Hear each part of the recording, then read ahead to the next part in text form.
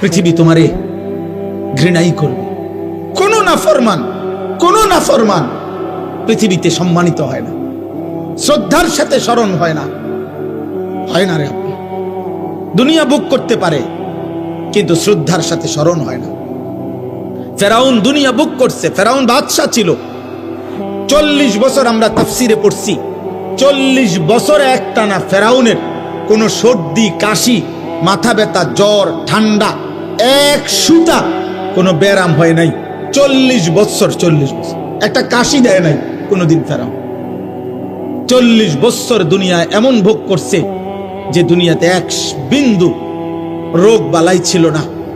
কিন্তু আজকে 1000 বছর পরে এই বেঈমান দুনিয়া তো ভোগ করছিল ফেরাউন, কিন্তু পৃথিবীর মানুষ কোনো কুত্তার নামও রাখে না। ফেরাউন এই নাম কোনো কুত্তার নামও নেই।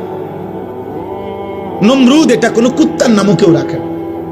আবু জেহেল আবু লাহাবের নাম পৃথিবীর মানুষ কোনো জানোয়ারের নামও রাখে না। অথচ মানুষ ইউরোপে কুকুরের নাম রাখে, পোষা কুকুরের কি রাখে?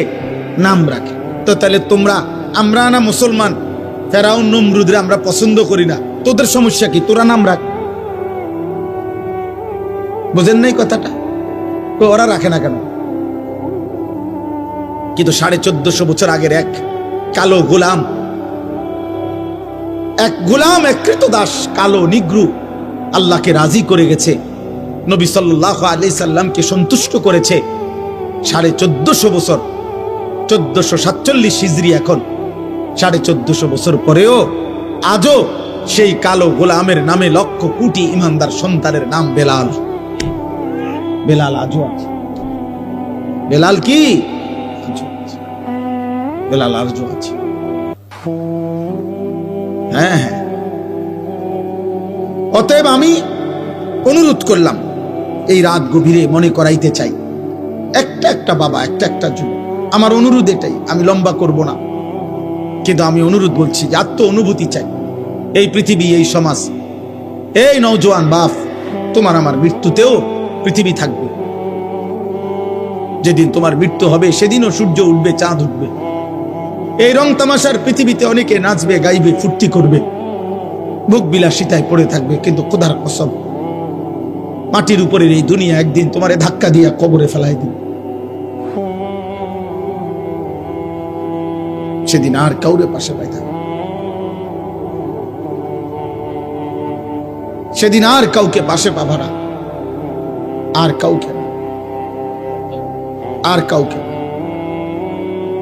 আল্লাহ তাআলা, নবী সাল্লাল্লাহু আলাইহি সাল্লাম বলছে, আমার উম্মত শুনো, আমি নিজে হাদিসে পড়ছি বাবা, নবীজি বলছে প্রত্যেকটা পাপী নাফরমান তাকে যখন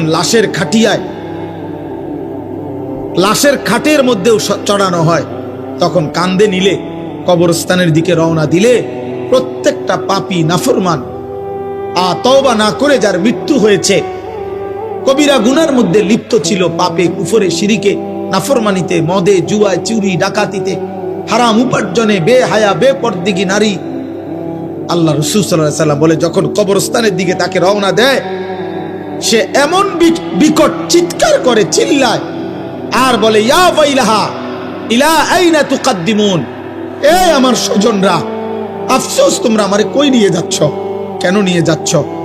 আল্লাহর নবী সাল্লাল্লাহু আলাইহি সাল্লাম বলেন, হে আমার উম্মত, আল্লাহর সমস্ত সৃষ্টি একমাত্র ইল্লাস সাকালাইন, মানুষ এবং জিন ব্যতীত আল্লাহর বাকি সৃষ্টি এই বেঈমান, এই নাফরমান পাপীর চিৎকার শুনতে পায়।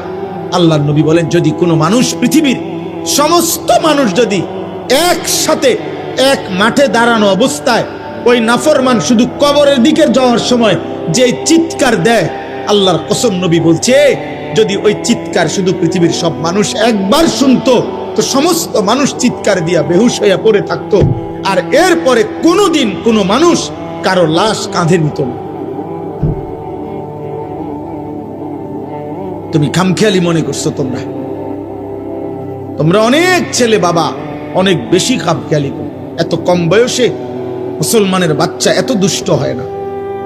14-16 বছরে, 18 বছরে এক একজনে চেহারা দেখলেই বোঝা যায়। এই পরিমাণ নারী দেখে ফেলছো, এই পরিমাণ উলঙ্গ ছবি দেখে ফেলছ, এই পরিমাণ জিনা ব্যভিচারের অসভ্যতার নোংরামি মোবাইলে দেখে ফেলেছ, হতে পারে অচিরেই বিবাহিত জীবনে আর সুখ মিলবে না। আমি শত শত শত শত যুবকের ব্যক্তিগতভাবে দুঃখের কাহিনী, আহাজারি, আমি 1000 কোটি টাকার মালিকের আহাজারিও দেখছি। 1 কোটি 10 কোটি না, 1000 কোটি টাকার মালিক বলছে হুজুর, কলিজা জড়ায়া কাঁদা অঝরে কাঁদছে, বলছে হুজুর আমি জানি আমার স্ত্রী অন্য পুরুষের সাথে রাত কাটায়, কিন্তু আমার ওইটুকু হিম্মত নাই বলার।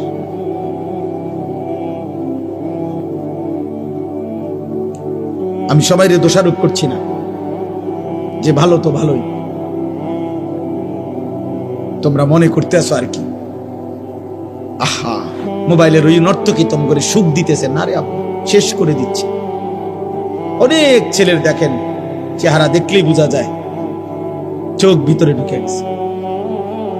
এত কম বয়সে বাবা চেহারা এত কালো হওয়ার কথা, এত কম বয়সে আরেকটু ডর ভয় থাকার কথা। ওই দেখেন ওইখানে ছেলেরা হাসতেছে, মানে ওরা ওদের ফাজলামি করতেছে, দেখছেন? ওই দেখেন, কে বলবে ওদেরকে, কে ফিরাবে?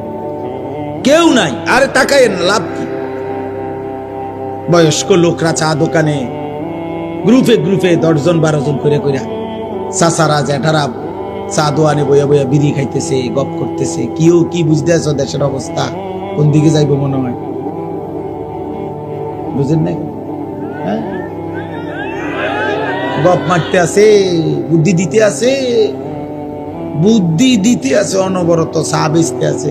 চা দোকানদারে কজা মাশাআল্লাহ, আপনার মতো বুদ্ধিজীবী থাকতে আমার দোকান আল্লাহর রহমতে রমরমা। দোকানদারে